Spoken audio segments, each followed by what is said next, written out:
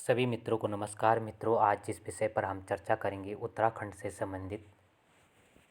इससे पूर्व हमने उत्तराखंड से संबंधित उत्तराखंड के इतिहास को 3 भागों में बांटकर देखा था और आज हम उत्तराखंड से संबंधित उत्तराखंड का प्राचीन इतिहास के बारे में विस्तारपूर्ण जानकारी प्राप्त करेंगे। उत्तराखंड ट्रिपल एस से आने वाली परीक्षाओं के लिए यह महत्वपूर्ण वीडियो होगा, साथ में पीसीएस की प्रारंभिक परीक्षाओं के लिए और उत्तराखंड प्रारंभिक परीक्षा प्रवक्ता के लिए भी यह वीडियो आपके लिए महत्वपूर्ण होगा। तो पूरा वीडियो आप ज़रूर देखना। इससे संबंधित आज ही हम जितने भी हमने चैप्टर कंप्लीट किए हैं उत्तराखंड के इतिहास से संबंधित, इससे संबंधित प्रश्न उत्तरी वीडियो भी हम आज ही लाएंगे। तो देखते हैं कि उत्तराखंड का प्राचीनतम इतिहास की स्रोत इससे पहले हमने पढ़े थे। पुरातत्व विभाग से संबंधित कहाँ से हमें क्या प्रमाण, क्या साक्ष्य हमें उपलब्ध हुए। उत्तराखंड पुरातत्व की दिशा को आगे बढ़ाने का श्रेय जिनको जाता है यशवंत सिंह कटोच, यशोधर मठपाल, मदन मोहन जोशी, मदन भट्ट, शिव प्रसाद डबराल, केपी नौटियाल आदि को जाता है। उत्तराखंड पुरातत्व की दिशा को आगे बढ़ाना, जिन्होंने उत्तराखंड के पुरातत्व को आगे बढ़ाया था, खोज को, उसका श्रेय मुख्यतः कटोच, मठपाल, जोशी, भट्ट, डबराल और नौटियाल जी को जाता है। आगे हम देखते हैं कि उत्तराखंड से प्राप्त प्रस्तर उपकरण, इसके पर्स, छेनी, कन्नी को इतिहासकारों ने फ्लैग वर्क के अंतर्गत रखा। हटवाल घोड़ा शैल चित्र अल्मोड़ा जिले से प्राप्त हुए। हठाढ़ूंगा शैली चित्र उत्तरकाशी जिले से प्राप्त हुए।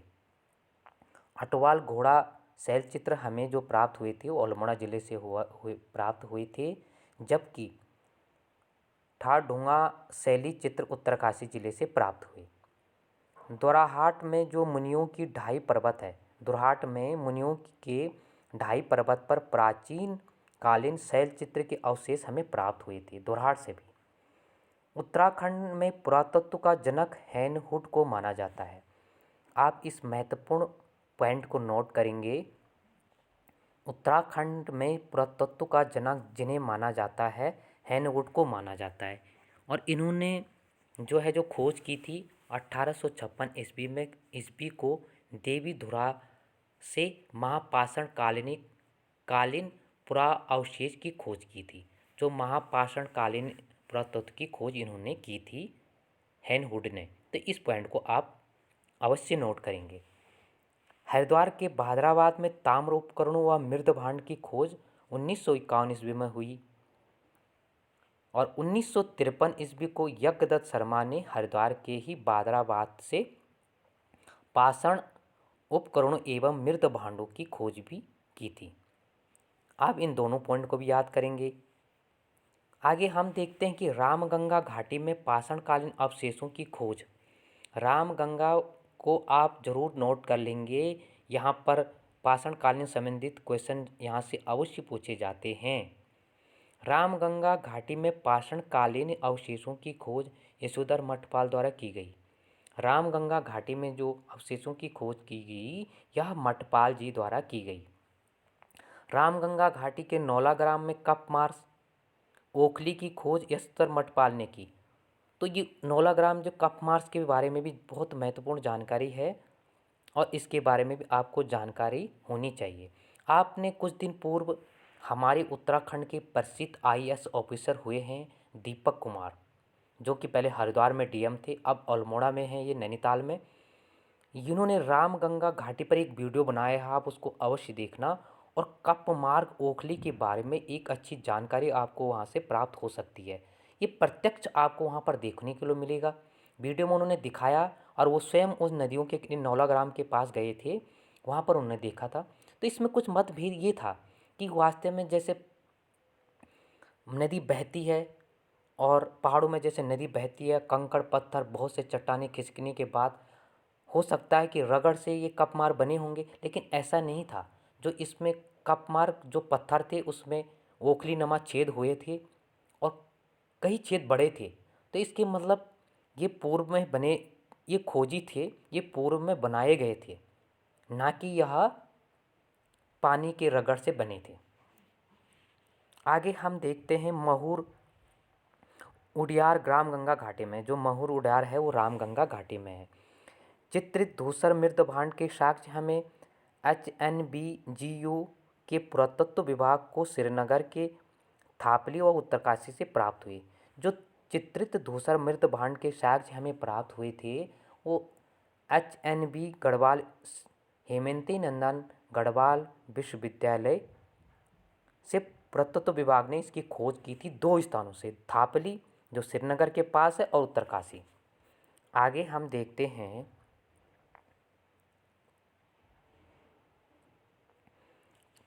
कुमाऊं विश्वविद्यालय ने रानीखेत के पास, कुमाऊं विश्वविद्यालय ने भी खोज की थी रानीखेत के पास धनखल गांव में 1998 ईस्वी को। इस खोज के महत्वपूर्ण जो व्यक्ति थे MP जोशी व DS नेगी के संरक्षण में यह उत्खनन कराया गया था। रानीखेत के पास यह उत्खनन कराया गया था 1998 में। उत्तराखंड से प्राप्त लौह उपकरणों में सर्वाधिक प्राचीनतम उपकरण लौह फलक हैं। उत्तराखंड, ये पॉइंट भी आप नोट कर लेंगे, उत्तराखंड से प्राप्त लौह उपकरणों में सबसे प्राचीन जो उपकरण हमें प्राप्त हुए हैं वह लौह फलक हुए हैं। 5 ताम्र मानव आकृतियों की खोज नैनीताल में 1919 ईस्वी को हुई और जो 5 ताम्र पातों की खोज हुई थी वो नैनीताल में 1919 में हुई थी। और मंगोली शैल चित्र का संबंध भी नैनीताल से था। जो मंगोली शैल चित्र का संबंध था यह भी नैनीताल से था। आगे हम देखते हैं 1986 में अल्मोड़ा जनपद से भी एक ताम्र उपकरण की खोज हुई। अल्मोड़ा जनपद से भी मोर ध्वज में उत्खनन का कार्य 1887 ईस्वी में M मरखम द्वारा किया गया था। जो मोर ध्वज में उत्खनन किया गया था, इस खनन के प्रमुख जो उत्खनन करता थे मरखम द्वारा किया गया था। 1919 और 1920 ईस्वी में दयाराम साहनी ने उत्तराखंड के मंदिरों का अध्ययन किया था, जिन्होंने 1921 ईस्वी में हड़प्पा संस्कृति की खोज की थी। उत्तराखंड के पुरातत्व संबंधी जो साक्ष्य प्रमाण और एक बड़ा नाम जो था, आपने उत्तराखंड का इतिहास पढ़ा होगा, उसमें जो एक इतिहासकार का नाम प्रमुखता से आता है दयाराम साहनी, तो ये पॉइंट भी आगामी आने वाली परीक्षा के लिए महत्वपूर्ण हो सकता है। आगे हम देखते हैं 14 नर्तकों का सुंदर चित्रण। जो 14 नर्तकों का हमें सुंदर चित्रण मिलता है यह कसार देवी शैलश्रय अल्मोड़ा से मिलता है। कसार देवी मंदिर कश्यप पहाड़ी पर स्थित है। इसके बारे में पूर्व में भी हम चर्चा हमने की थी, तो इस पॉइंट को भी आप नोट कर लेंगे। ये उत्तराखंड की जो प्रमुख खोजें थी, किन नदियों के किनारे थी, किन स्थानों पर थी और किन जिलों में थी, ये जानकारी थी। अब हम देखेंगे उत्तराखंड की पुरा प्रजातियाँ। उन पुरा प्रजातियों में जो विशेष प्रजाति है, सर्वप्रथम हमें कोल प्रजाति के बारे में हम पढ़ेंगे। उत्तराखंड में आने वाली प्रथम प्रजाति कोल को माना जाता है। यह क्वेश्चन पूर्व उत्तराखंड PCS में भी पूछा गया था, उत्तराखंड SSS में भी पूछा गया था, तो इस पॉइंट को भी आप नोट कर लेंगे। आगे हम देखते हैं कोल प्रजाति के लोग दिखने में कुरूप और भद्दे थे। जो कोल जाति के लोग थे वो दिखने में अच्छे नहीं थे, कुरूप थे और भद्दे लगते थे। पूरा साहित्यिक ग्रंथों में कोल प्रजाति का वर्णन हमें मुंड और सबर नाम से मिलता। ये क्वेश्चन भी पूछा गया था। जो पूरा साहित्यिक ग्रंथों में कोल जाति का हमें वर्णन या साक्ष्य जो मिलते हैं वह मुंड और सबर नाम से मिलता है। कोल प्रजाति 2 प्रकार से पूजा करते थे। किनकी पूजा करते थे? कोल प्रजाति नाग पूजा के साथ साथ लिंग पूजा भी किया करते थे। कुमार कुमारी प्रथा को कोल प्रजाति में मिलता है। जो कुमार और कुमारी प्रथा है कोल जाति में ही मिलती है। इस प्रथा में भोटांतिक प्रभाव दिखाई देता है। आगे हम देखते हैं नेपाल में कोली गणतंत्र के शासन की जानकारी मिलती है। नेपाल में भी हमें कोलीय जानकारी के साक्ष्य मिलते हैं। शिव प्रसाद डबराल को, जो शिव प्रसाद एक राइटर हमारे इतिहासकार हुए हैं, शिव प्रसाद डबराल कोल या मुंड जाति को भारत या हिमालय क्षेत्र की प्राचीनतम जाति मानते हैं। जो शिव प्रसाद डबराल जी हैं वो भारत या हिमालय क्षेत्र की प्राचीनतम जाति मानते हैं। किसको? कोल जाति को। ये कोल जाति। अब हम आगे पढ़ेंगे, आगे देखेंगे कुड़ेंद शासन काल। अब हम कुड़ेंदु के बारे में जानेंगे। उत्तराखंड में शासन करने वाली प्रथम राजनीतिक शक्ति कुड़ेंद थी। उत्तराखंड में जिन्होंने शासन किया और प्रथम राजनीतिक शक्ति कुड़ेंद थे, जिनके शासन की जानकारी का स्रोत कुड़ेंद मुद्राएं थी। अगर हमें कहीं से इनके बारे में साक्ष्य, प्रत्यक्ष जो प्रमाण मिलते हैं, वो इनकी मुद्राएं थी। तो इससे पूर्व हमने देखा, इस पॉइंट को आप नहीं भूलेंगे, इससे पूर्व हमने इस पॉइंट को देखा कि उत्तराखंड में आने वाली प्रथम जाति कोल प्रजाति थी और उत्तराखंड में शासन करने वाली प्रथम जो राजनीतिक शक्ति थी वो कुड़ेंद थी। 2 पॉइंटों को आप जोड़कर पढ़ेंगे। आगे हमें कुड़ेंदु के बारे में जो जानकारी मिलती है, कालसी लेख अनुसार प्रारंभ में कुड़ेंद लोग मोर के अधीन थे। जो कालसी अभिलेख है अशोक द्वारा उत्तराखंड के जहाँ हमें प्रमाण मिलते हैं, तो कालसी एक प्रसिद्ध स्थान है देहरादून में। तो कालसी लेख के अनुसार प्रारंभ में कुड़ेंद लोग मोर के अधीन थे। जो कालसी लेख में हमें वर्णन मिलता है, तो उसके अनुसार कुड़ेंद लोग जो है मोर के अधीन थे। ईशोधर कटोच के अनुसार कुड़ेंदु ने उत्तराखंड में लगभग 200 ईस्वी पूर्व से 300 ईस्वी तक शासन किया। लगभग इन्होंने 200 साल तक उत्तराखंड में शासन किया होगा। कुड़ेंद वंश का सबसे शक्तिशाली शासक अमोघ भूति था। ये क्वेश्चन पिछली बार आ चुका है कि उत्तराखंड में कुड़ेंद वंश का सबसे शक्तिशाली जो शासक था अमोघ भूति था। यह क्वेश्चन उत्तराखंड में पूछा गया है। आगे हम देखते हैं अमोघ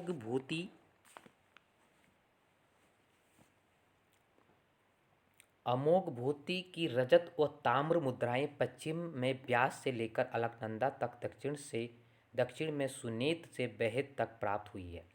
जो अमोघ भूति की रजत और ताम्र जो मुद्राएं हैं, वो हमें ब्यास से लेकर अलकनंदा और दक्षिण सुनेत से लेकर बेहद तक इसके प्रमाण साक्ष्य हमें प्राप्त हुई। दक्षिण में सुनेत जो लुधियाना में है, दक्षिण सुनेत जो लुधियाना और बेहद जो सहारनपुर में पड़ते हैं। अमोघ भूति की मुद्राओं में प्राकृत भाषा, आपने हिंदी में जैसे पढ़ा होगा और इतिहास में पढ़ा होगा, पाली प्राकृत भाषा के बारे में, अपभ्रंश भाषा के बारे में। तो अमोघ भूति की मुद्राओं में प्राकृत भाषा में हमें क्या लिखा मिलता है? राज्ञः कुड़ेन्दस्य अमोघ भूतिस्य महाराजस्य। प्राकृत भाषा में हमें जो लिखा मिलता है, राज्ञः कुड़ेन्दस्य अमोघ भूतिस्य महाराजस्य अंकित मिलता है। ये आया था कहीं पर यूके त्रिपलसी में। महाभारत में कुड़ेंदु को द्विज कहा जाता था। महाभारत में कुड़ेंदु को द्विज कहा जाता था और कुड़ेंद नरेशों को द्विज श्रेष्ठ कहा गया था। कुड़ेंदु को द्विज कहा गया था और जो उनके राजा या नरेश होते थे उनको द्विज श्रेष्ठ कहा जाता था। कुड़ेंदु की पहली राजधानी कलकुट जबकि दूसरी राजधानी शत्रुघ्न थी। कुड़ेंदु की 2 राजधानियाँ थी, पहली राजधानी कलकुट थी जबकि दूसरी राजधानी शत्रुघ्न थी। कुड़ेंद लोग शैव धर्मावलंबी थे। आपने इतिहास में या हिंदी में पढ़ा होगा, शैव धर्मावलंबी, वैष्णव धर्मावलंबी। शैव धर्मावलंबी शिव को पूजा करते थे, जबकि वैष्णव धर्मावलंबी जो है विष्णु भगवान को पूजा करते थे। तो आप इस पॉइंट को भी नोट कर लेंगे। महाभारत व अष्टाध्याय में कुड़ेंदु की जानकारी हमें मिलती है। और वन पर्व में भी कुणेंदु, महाभारत और अष्टाध्यायी में कुणेंदु की जानकारी तो हमें मिलते ही है, साथ में वन पर्व में कुणेंद्र शासक सुबाहु का उल्लेख मिलता है। जो कुणेंद्र शासक सुबाहु थे उनका उल्लेख मिलता है। सुबाहु के बारे में आपने पढ़ा होगा कि उनकी श्रीनगर में भी, उत्तराखंड श्रीनगर में भी सुबाहु से संबंधित हमें उल्लेख मिलता है। विदेशी लेखक टालमी, जो प्रसिद्ध विदेशी लेखक इतिहास में पढ़ा होगा, टालमी के बारे में आपने ने कुणेंद्र शासन का वर्णन किया। जो टालमी थे उन्होंने भी कुणेंद्र शासन के बारे में वर्णन या लिखा। कुणेंद्र मुद्राएं उत्तरकाशी के देवढुंगा व टेरी गढ़वाल के अठोड़ से प्राप्त हुई। अब जो कुणेंद्र मुद्राएं कहाँ से प्राप्त हुई, एक तो उत्तरकाशी के देवढुंगा से प्राप्त हुई, दूसरा टेरी गढ़वाल के अठोड़ से भी प्राप्त हुई। कुणेंदु के बारे में 5 अभिलेख में से 4 भरतहूत व 1 मथुरा से प्राप्त हुए। जो कुणेंदु के 5 अभिलेख हमें प्राप्त हुए हैं, यह 4 भरहूत व 1 मथुरा से प्राप्त हुआ। कुणेंदु के समकालीन वंश योधेय व आदुम्बर गणराज्य थे। कुणेंदु के जो समकालीन वंश थे योधेय व ओदुम्बर गणराज्य थे। तो इस पॉइंट को भी आप नोट कर लेंगे। तो आज के लिए इतना ही। आगे लगातार वीडियो देखते रहिए। ये वीडियो आपको अच्छा लगा होगा तो शेयर करिए, लाइक करें और साथ में कमेंट बॉक्स पर अपनी प्रतिक्रिया ज़रूर दें। आपको अच्छा लगा या कहीं पर त्रुटि हो तो अपना विचार ज़रूर प्रस्तुत करें। आज के लिए इतना ही। सभी मित्रों का